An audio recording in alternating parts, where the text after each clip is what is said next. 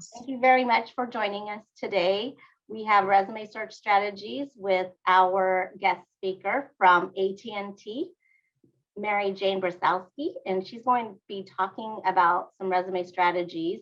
She's going to talk a little bit about AT&T, some of their opportunities, as well as tips and tricks for resumes. My name is Roxanne Farkas. I'll be moderating the webinar. At this time, if you have any questions or during the program, feel free to just raise your hand or put the question in the chat, and I'll go ahead and we'll make sure that MJ addresses those questions. So without ado, let's get started. And MJ, you can go ahead and introduce yourself and tell us a little bit about what you do. Awesome. Well, thank you so much. My name's MJ. I'm a recruiter here at AT&T in our talent acquisition college recruiting team. I've been recruiting at UCSD for a couple of years now. Met Roxy back a couple of years ago when we were still on campus before the pandemic. So we've really, ventured and moved into this virtual world, which is definitely new. But it also means that your resume is so much more important now, more than ever. Now that you can't really meet as many, recruiters in person, whether it's from constraints in total number of people, allowable to participate in an event, to some schools aren't even back on campus yet. It really just depends. So I'm super excited to be here. I wanted to, make sure that we have time to chat about your resumes, but it's always good to kind of know ahead of time, like what you're writing your resume for, right? So for a majority of our undergrad community, I have to plug in, we are currently recruiting for our AT&T B2B Sales Leadership Development Program. So very high level overview. This is the mindset I want you to get into before we go into the resume workshop. You're applying for this job. Okay. The B2B Sales Leadership Development Program is a 5 to 7 month training program. You will relocate to Irving, Texas for 5 to 7 months. I don't even call it like you're relocating. I feel like it's like you're in an Airbnb for 5 to 7 months, basically, while you're on this short vacation. So the 5 to 7 months, it's like $500 a month, and you get your own fully furnished 1 bedroom, 1 bath apartment with cable and internet and all utilities and all 3 meals a day in the cafeteria 5 days a week for $500. For us here in California, well, that's a steal. So you go to this training, you get trained very fundamentally, AT&T from the ground up, products, policies, our technology. It's an IoT kind of technical sales type of role. You're answering questions for only business customers, not consumers. So not cell phones and cell phone stores. You're thinking about tracking products, right? Tracking services and tracking technology for logistics companies. We're talking about cybersecurity technology for medical offices and hospitals that are HIPAA compliant. We're talking about, as laws are changing, how does technology help government entities remain agile and capable of still doing their work while laws are being changed? How do you help a business owner use technology to generate revenue or decrease costs? Okay, so you're a business person, you are applying for this type of business role. So get into that mindset as we go into this resume review workshop. So we'll go ahead and start. So again, I'm MJ. I started with AT&T in 2012. It's been 10 years. It's been a very, very long time. My scope of, I'm a first-gen college student, first-gen Asian American. My parents immigrated here from Thailand. And I was born and raised in Chicago and went to school in Columbus, Ohio. I went to Ohio State University for undergrad and went to grad school at Colorado State University. I actually support way more than Southern Cal now, and Oklahoma and Nevada. I actually support any state that's in Mountain Time or Pacific Time. So Oregon, Washington, Nevada, Utah, New Mexico, not Oklahoma anymore. Yeah, there's 12 states that I cover now. So I hire for multiple different roles at AT&T. And so I look at resumes all day long, whether you're a technical candidate or a business candidate. I have the ability to look at your resume and find a role for you. So today's agenda, we're going to talk about 5 main things: the foundation file, your relevance and job descriptions, formatting, content, and how do you be remembered just through your resume. So the foundation file, the goal here, oopsies, is to keep a detailed and editable file for all of your projects, accomplishments, experiences, everything. This is your foundational file. It can be 15 pages long in a Word document. That is okay. It's a tracking mechanism for you to be able to write down everything that you've done. There doesn't have to be a relevance. There doesn't have to be a theme. You want to document everything that you've done and keep it organized. I think it makes sense if you keep it linearly organized, based on like every single year, right, that you are in school. So first year, second year, third year, fourth year, everything that you did, a club that you were a part of, a leadership role, a volunteer effort, a project you did in class, a competition you competed in. If you have anything visual, put those links in there. If you made it in the newspaper, link that in this foundation file.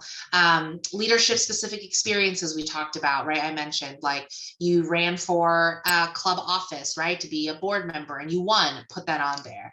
And then in your foundation file, you want to highlight your power words. Associating power words with every single thing that is on there will help you write your resumes quicker down the road, because you shouldn't be submitting the exact same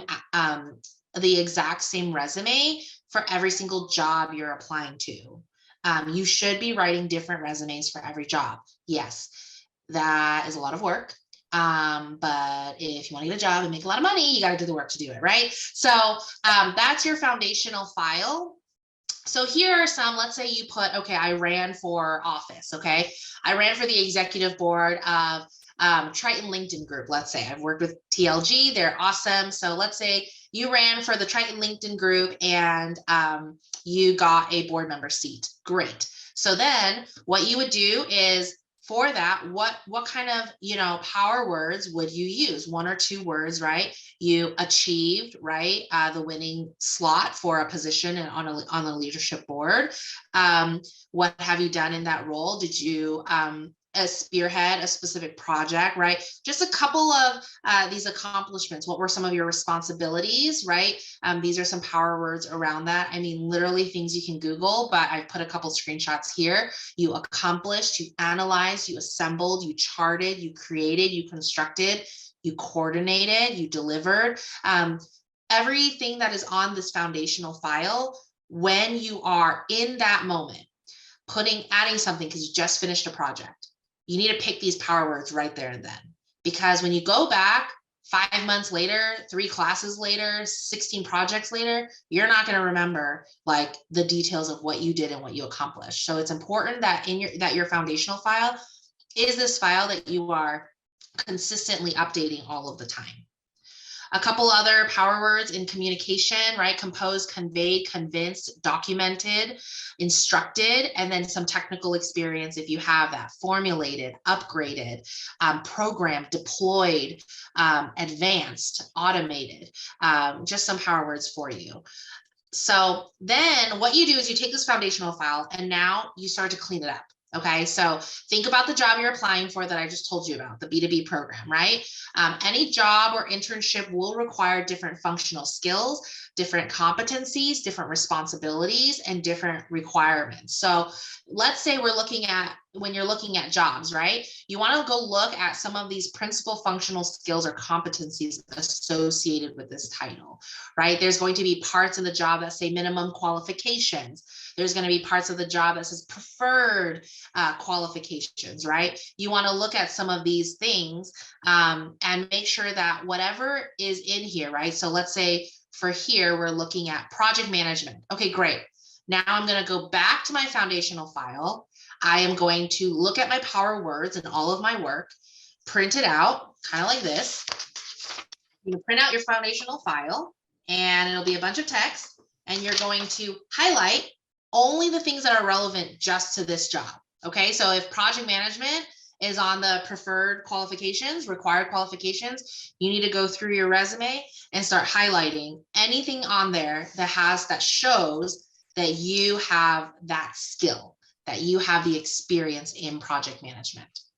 So we're going to skip over the job description activities because we don't have the time to do them today, but my activity, typically what I do is I have you go and look for a job and look at your resume and your foundation file, and you start identifying certain projects or experiences and items from your foundational file and write a couple of bullet points of how that job and what you did, or that experience and what you did, relates to that, for example, project management requirement, right? So from your foundational file, you go to staying relevant, right? Only put what's on your resume that is relevant to the job you're applying to. Anything else can be removed. I'll stop there before we move into format and content. Any questions on foundation files and relevancy? Please feel free to put the questions in the chat and address them if we have any.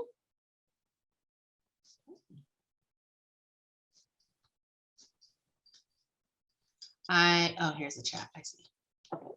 Any questions on what she's covered for foundational file? Okay. Oh, we have a question here.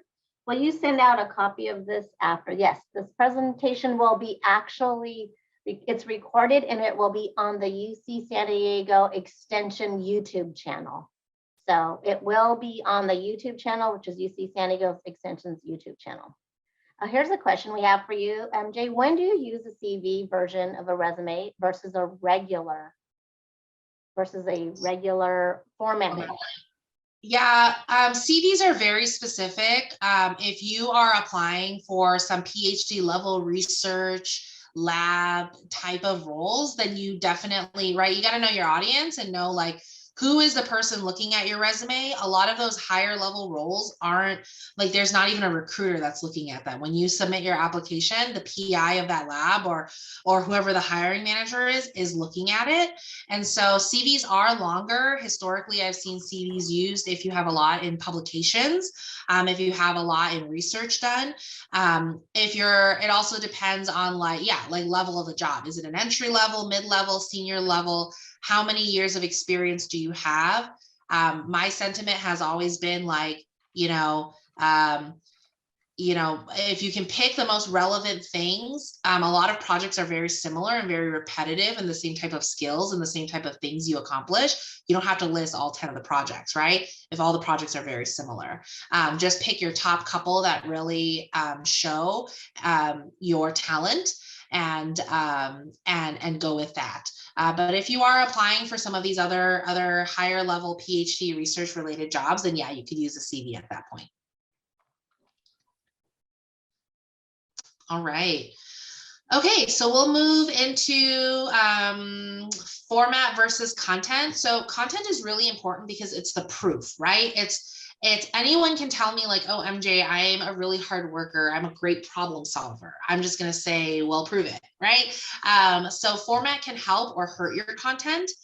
So finding the right balance is really important, and considering the role you're applying for, just like that question that was asked, right? CV versus standard resume. Different industries have different standards, so make sure you do your research on which one to use. But there's three main resume formats. We have reverse chronological, which is the chronological resume that the format focuses on work experience. So this is typically really great for our rising seniors, rising juniors who have a couple of, internships, who have job experience, or are return to school, right? You worked a couple years, you went back to school. If you have that work experience, reverse chronological works really, really well. A functional type of resume format is more skills-based. The skills-based resume format is based on skills being a priority versus chronological order of experience. So functional resumes are used more if you're a freshman or a sophomore, right? You haven't done an internship yet. You've done a lot of projects, some independent projects even, where you can really showcase your skills. Functional resumes are great for that. And then we have like the combination, right? Which are like hybrids of both. They'll combine kind of your resume format, highlighting both experience and your skills, and more specifically, linking your skills in the skills summary to real life experience. So if you say, I am an excellent negotiator, so negotiation is a skill you list at the top, we need to see that applied at the bottom in a bullet point. Tell me about a big negotiation deal that you did, right? Who did you negotiate? How did you do it? And what was the outcome? So formatting, let's talk a little bit about formatting. That covered most of what I usually say about content. Formatting is all about the visuals, right? So let's talk a little bit about like the history of resumes. Typically, when you're graduating for college and you're applying for an entry-level role or an early career position, they want to know what school you went to, right? What your GPA is. They're going to want to know what kind of internships you've done, right? It's a college resume. So in that, you have to remember that a resume can be broken up into 4 quadrants. The typical person reads a resume from the top left of the resume down to the bottom right. Like this is essentially like linear reading, right? Psychologically, this is what people do. People read from the top down and left to right. So your majority is going to be from the top left corner to the bottom right corner, which means this first quadrant is the most important, right? It's going to be where you're going to get the most amount of time spent. So I'm looking at this resume here and I'm like, okay, what school did this person go to? I'm reading. Okay, here it is. Here's a school, right? The number of seconds it takes me just to answer a question of where did this person go to school is eating up time, right? This resume, right? Okay, I'm trying to find out where they went to school. There's citizenship, current telephone, office telephone, handset, right? Oh, here it is, education. So bachelor's of science, master's of science, PhD. This is so low on the resume, it took me way longer to get to the school aspect right here, right? Now, another couple, resumes to look at, right? Okay, great, Lucas, creative and driven high school junior, blah, blah, blah, communication, math, great, there's all these skills. Okay, here we go, here's the education. But then look, you have all of these skills about public speaking, phone etiquette, right? Teamwork, but I see nothing else on here besides skills, right? So achievements, okay, great, orchestra, right? Mathematical Olympiad, volunteer experience. I led senior citizens in arts and crafts and social activity. Okay, great. So possibly leadership, there's one.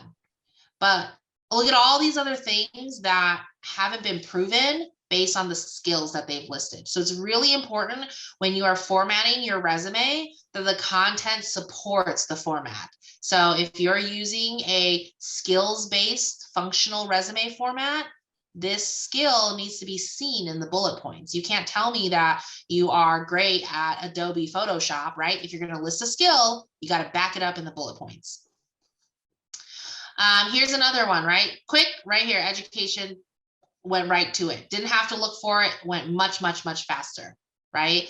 So I say this because when you're formatting your resume, the simpler, the better, right? You look at these and you look at all these colors and these charts, and there's a lot of things that are, there's these, I don't know, these icons. There's a lot of things that are kind of like, that are competing for your attention, right? So you really want to keep resumes somewhat simple where things are competing the way you want them to compete. So like, for example, when I look at Kelly DePaul's resume, what is competing is the bold versus the non-bold. So immediately when I look at Kelly's, I know what school she went to, bold. I know what companies she worked with because they're bolded. I know what other experience she has because they're bolded. There's only one thing competing and it's bold. No colors, no font differences, no pictures, no icons. I can get through Kelly's resume way faster and learn so much more about Kelly than I would probably about, Lucas, right? It's clean, it's simple, and you have to think about the history of resumes and the years and years and years of this format. This is what a lot of recruiters are used to. A lot of recruiters are working for companies who use softwares that automatically populate this information into their internal software, right? So if you are outside of the guidelines of a very traditional resume, sometimes it actually makes it harder for a recruiter to look at your resume, get anything from it. And the resume is so important because this is literally the way your foot through the door. You won't get a call if your resume isn't strong.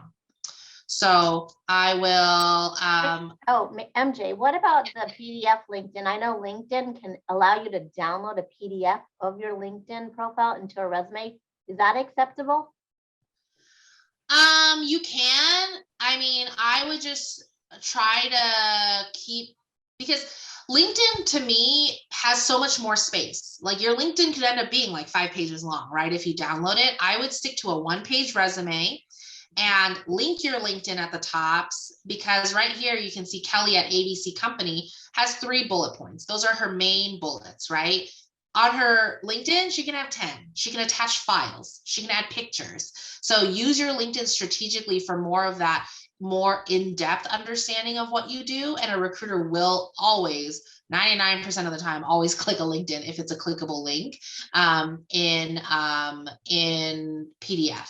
Now, do keep in mind that you should update your handle, not your handle, that's like social media, but your shortened URL. So it's not like linkedin.com/ABCDOFG, 1, 2, 3, 4, 5. Make sure that you do shorten it and you keep this updated, because I have clicked a few LinkedIns where they don't work. Like this link wouldn't work. It's linkedin.com/IN/Kelly DePaul, right? So make sure you keep that link updated. We have another question. So the person who asked is like, your preference from a recruiter standpoint is the nursing one versus the icon image one.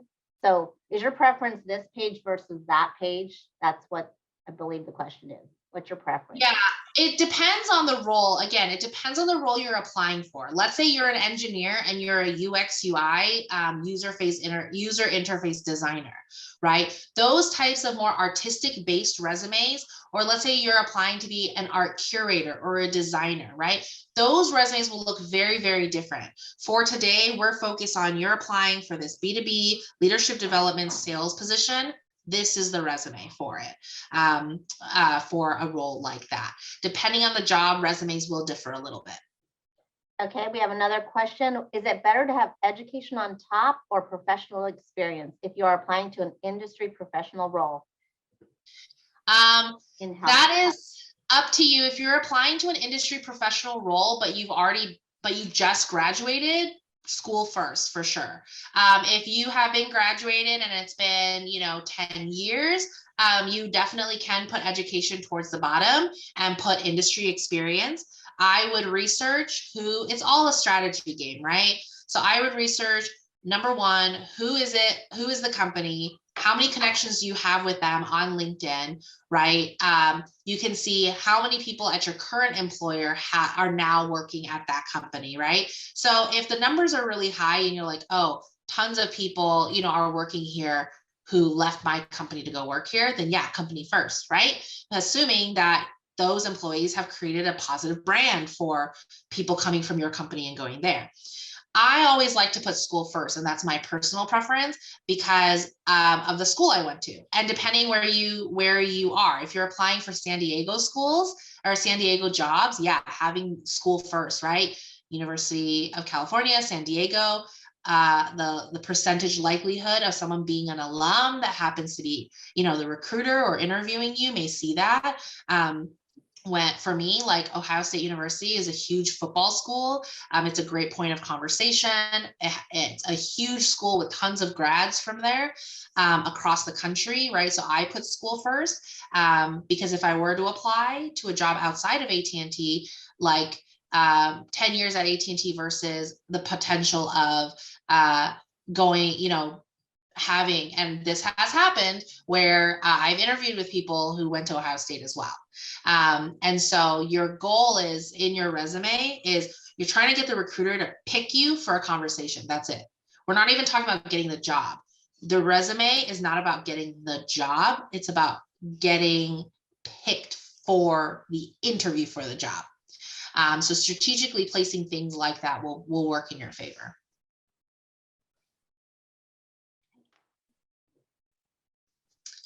All right, so to wrap up, resume format 101. Number 1, keep it simple. Number 2, white or blank space is good space. The more white space on there, the better, the easier it is to read. Don't be someone who is like going down to 0.0, 0.1 margins, the more white space, the better. It makes it more legible. Consistent alignment is also really important, making sure that everything is aligned in the same way, that your cities and states are aligned to the right, that your dates are all directly underneath there. So for example, this one, Bachelor of Science in Nursing, when I'm reading this, I start to see a trend, okay, all the dates are underneath the cities, right? But here for University of Texas, if I were to ask myself, when is this person finishing up school, I'd look underneath Arlington, Texas, and it's not there. So now I'm wasting a couple extra seconds of my time in my mind looking for a graduation date, which happens to be here, right? So these inconsistencies, it's not bad that you're wasting the recruiter's time. It's bad because the more time you waste, the less content the recruiter gets to read. So literally your resume is like spoon feeding the recruiter all the information that they need to make a decision if you're going to get a phone call or not for a first round interview. Order does matter, like we just talked about. Be strategic based on your industry, whether you put school first, work first, and then make it easy, stay classic. So that is formatting. Any questions before we move on? There's a question, it's regarding LinkedIn, and it says, sometimes I see in LinkedIn, it lists connections, but I don't see these people personally. How do you recommend approaching this when interested in a job that lists these connections? Hold on, that was very long. Let me read it. So you see LinkedIn and it lists a connection, so you're looking up the company. So if I were to say, okay, I want to see if UCSD has jobs, I'm going to go to UCSD's LinkedIn page, and there's a tab that says jobs. So it lists the connections, but you don't know the people that you are connected to. How do you recommend approaching this when interested in a job that lists these connections? Yeah, so if you're connected with people on LinkedIn and they show up, I experience this all the time, because as a recruiter, tons of people add me on LinkedIn, all the time. Do I know every single person? I don't, right? If you are not a recruiter and you are the one making some of these connections and you don't have a relationship or connections with these people, they will show up. I would say that I've gone as far as then looking at what connections I had with them as well. So like if Roxy was a connection to me, but I didn't know Roxy, I would click Roxy's profile, and perhaps Roxy and I may share someone in common. It's not great because now you're 3 degrees separated from the actual job, right? It's like not Roxy, but then someone Roxy knows. Someone that you and Roxy both know, right? So you're like now 3 people away from the actual hiring manager for the job. In a lot of those cases, it depends on how much you want the job, but I think also it depends on how qualified you are for the job. So in searching for jobs, do keep in mind, you only have so many favors to ask, right? So like if I was applying to UCSD and I wanted Roxy to advocate for me, number 1, I have to be ready to leave the company that I work for. And number 2, I have to be strategic and make sure that I am the most qualified candidate for a specific person or for a specific job before I ask Roxy for the advocacy, right? Because at minimum, you still have to be qualified. Just because you know someone, it doesn't get you a job if you're unqualified. And so I would be very strategic and very specific about who you do reach out to if you don't know.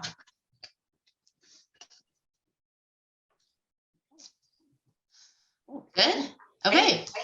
So let's talk a little bit about staying relevant on your resume content. So how to keep your resume relevant. This is my prove it method. So you just have to ask yourself, you've indicated on your resume through experiences and education that you can do X, Y, and Z. Well, prove it. Anyone can say that they've done or can do something. The best way is always to show applied skills. Applied skills show the proof that you learned the skill and you have used the skill. So for technical folks, if you say, okay, I have a skill language or program, Java and Arduino, your bullet, you should have a bullet that backs that up, right? Like we talked about earlier. So your bullet should say, used JArduino's libraries Java API to control Arduino using serial port, using a USB cable, UDP, right? I don't know what any of that means. I'm not technical, but I hire technical people. And to me, when I look at that, this person knows Java and Arduino, right? So you want to make sure that when you are writing some of these bullet points, that if you are going to like explore a skill and say, hey, I have great leadership skills, or I have great project management skills, that your bullets in your job description or in your resume back that up. And then how do you make sure you are memorable? Another really good way to also use those skill sets as a way to, those prove it concepts, right? The prove it skill sets is to also add in additional things, right? So in addition to the standard education, relevant experience, like what else can you put on a resume that helps you stand out? My number one has always been extracurricular activities. What do you do besides study, right? For most of you who are in school, getting your degrees and then using that degree to apply for your first jobs, your second jobs, your 10th jobs, tell me what else you do besides studying. Is it relevant to your major or the job that you're applying for? Does it show soft skills or interpersonal skills or leadership skills that your academic activities don't? Is there a club or a nonprofit? Is there volunteering or sports, right? So like, I'll give you an example. I was recruiting a candidate and, I was at a career fair. I probably looked at like 500 resumes at the end of the day, right? And then someone emailed me later and was like, hey, MJ, just want to say it was nice to meet you. Super interested in recruiting with AT&T for this engineering role. My name is, yada, yada. I'm here at USC and, on the polo team.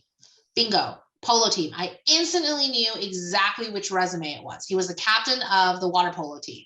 And I remember looking at it and saying like, oh, wow, like he's a rising senior. He has a big class load, like a big load for classes.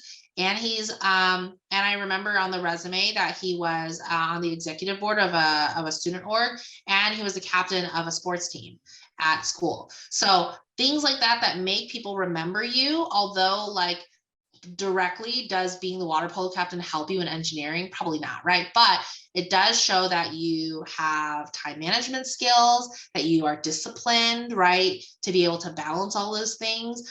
Perhaps you are a leader on the team.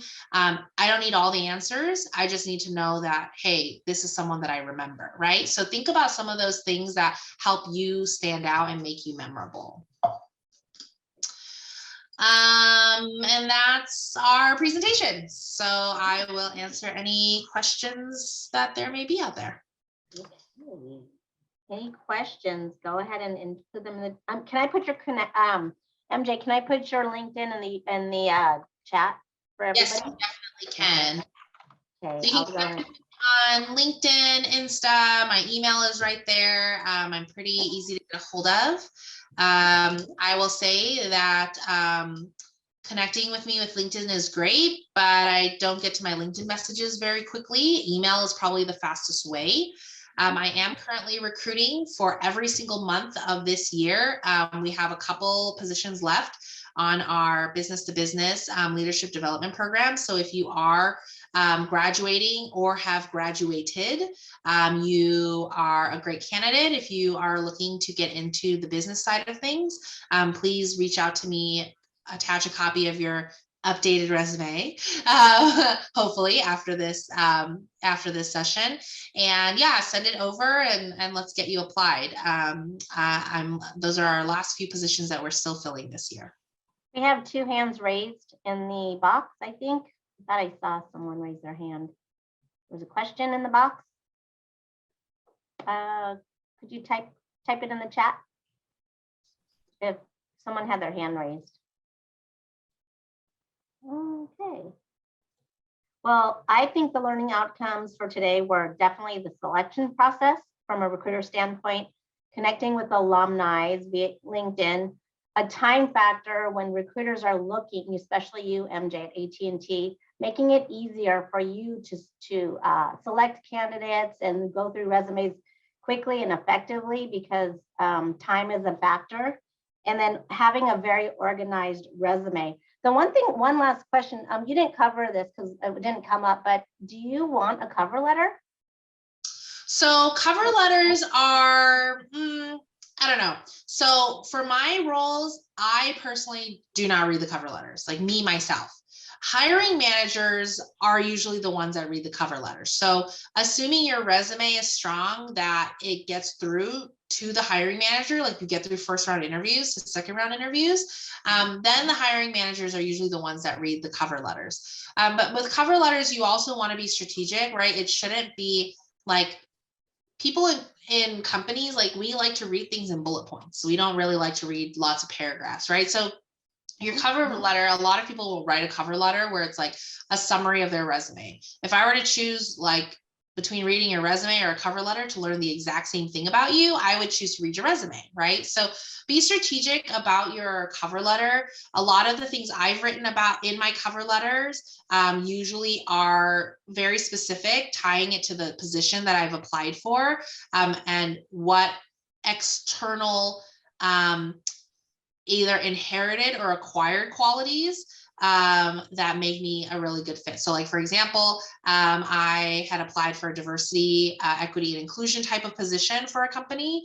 And with that role, I really stemmed and talked about in my cover letter about the challenges I faced in academia, being a first-gen Asian American, right? My parents weren't educated. They didn't know how to help me. I never even did an internship. I have a master's degree and I've never done an internship, right? Because I didn't know. No one told me I had to. I didn't know the importance of a GPA. I mean, I had to find GPA. I was told to get straight A's, right? So, but like really understanding, right? Like some of these things, parents not able to help me pass like fifth grade math, right? And some of those nuances and how companies can foster really a really great culture around diversity and inclusion, through some of these experiences that I personally have, right? So you still want to be relevant. Like you don't want it to just be a personal story, but like, what is it about you personally that like, I don't know about you from your resume that maybe is why you chose this major or maybe why you chose to apply for this job.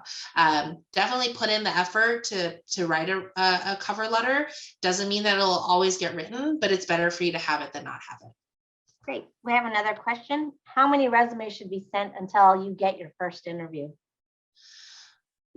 So like how many jobs you should apply to until you get your first interview, or how many times you should keep sending your resume to the same recruiter until they agree to interview you?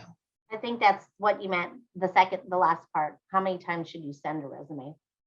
Oh, if you're sending a resume to a recruiter, like directly to my email, you really don't have to send it more than once. You can send it once. If you don't get a response, you can follow up with an email, but you definitely don't want to spam a recruiter. If they're, not looking at your resume and a follow-up is totally okay. Also do your due diligence. Sometimes you don't need to wait for the recruiter to send you the link to apply, right? You can actually go right on the website and apply as well. Could you include in the chat the link to the business development program that you talked about earlier? Yeah, of course. Oh, okay, great. And then one other question while you're doing that, do you have any ideas on, you may have covered this, do you have any ideas on how long HMs spend on looking at cover letters? You said you technically don't, but that's just coming from your perspective, right? Yeah, cover letters. I mean, again, just think if you were looking at 500 candidates a week, are you going to read 2 paragraphs for all 500 candidates?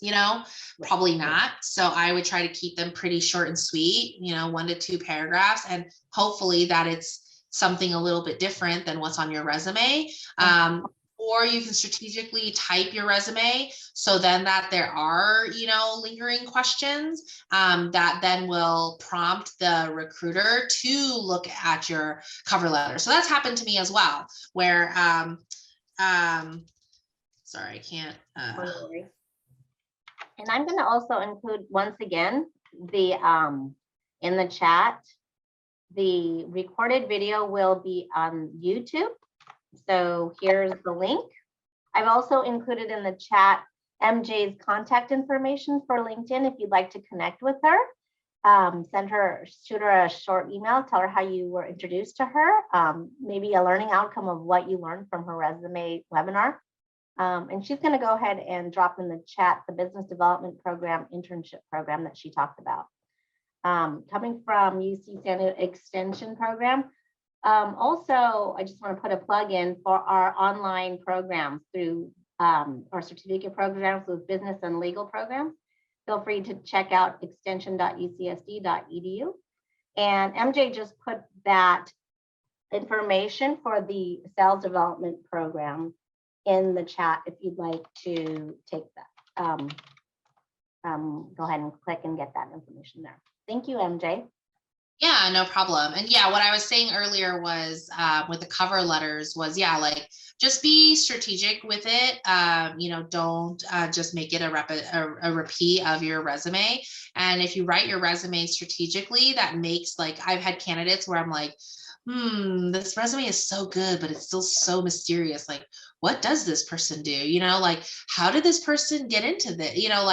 Like someone who's like a business person, right? And then perhaps like also like built computers with their dad and did this or that. I'd be like, that is so interesting. Like, how, like, you're in finance, like how did you get into that, right? And then I usually sometimes will click the cover letter if there is one to try to learn more. So I used to tell students that, your resume is kind of like an online dating profile. You only have so many characters that you can use, and that you have only so much space. And right, if you spoon feed the other person everything about you in your profile, there's no reason for them to swipe right and go on a date and learn more about you, right? They already know everything about you. So it's like a delicate balance of, like, you want to be a little bit mysterious to make sure they pick up the phone and call you, but you want to also show that, hey, look, minimum qualifications met, right? Sprinkle a couple of things in there that are like, that's really interesting about you. And then they can divert to your cover letter or pick up the phone and call you. And a lot of times I send an email. I'm like, hey, looked at your resume, super interested. Let's set up an interview. Fantastic. Oh, there's a question. I heard a lot of companies using the auto parse program instead of recruiters manually reading it. Computer reads it. Is there any way to stand out from this filtering? I feel like my resume format may not auto parse the program. Yeah, every company uses something different, to be honest. There's no like algorithm that you can possibly figure out. I would just say that the more traditional, the better, only because that's what's more widely used. Another way to do it is, as you're applying, you know how there's like some autofill, like click your LinkedIn or drop your resume and let it autofill. Try it. Try 2 different resumes with 2 different setups and drop it in there and see how it populates. That's usually a pretty dead giveaway if your resume is going to be able to make it through that initial filtering. Great. That's a great question. All right. So at this time, do we have any additional questions while we have MJ on with us? Someone did ask about a professor who promised to write a letter of recommendation and then asked me to email my resume. I then emailed him a couple times after that and he never responded back. What do you think is the right thing to do in this case? I think that if you emailed the professor, 3 times and they're not writing you a recommendation letter, find somebody else.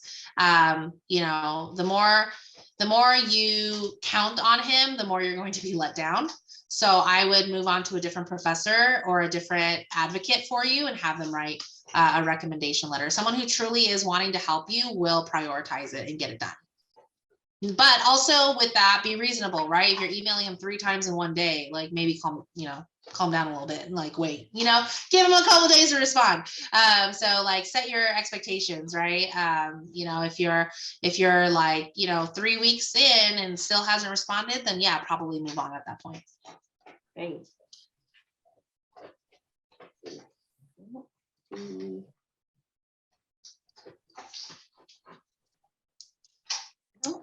Other questions? Any other questions at this time?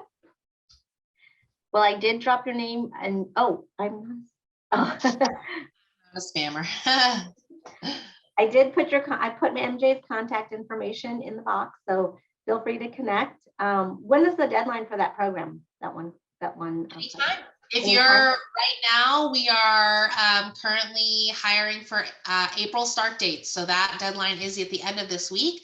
May start date 2 weeks from now, right? You can pretty much apply anytime between. Just give yourself a couple months ahead of time, you know, to apply. So right now I'm already interviewing and filling positions in July, in June, in August, and October of 2022. We have a position every single month available. Okay. All right. Well, we definitely appreciate you supporting UC San Diego students, and we're thanking you so much for being with us today. We've got tons of thank yous in the box. So Awesome. yeah. So thank you, MJ. Yeah, appreciate your time. Thank you so much again for all your tips and tricks and showcasing the different types of resumes. Now that kind of gives a visual for those who are going to be starting to submit for positions online. Thank you so much. Okay, thank you. Okay, take care. Bye-bye.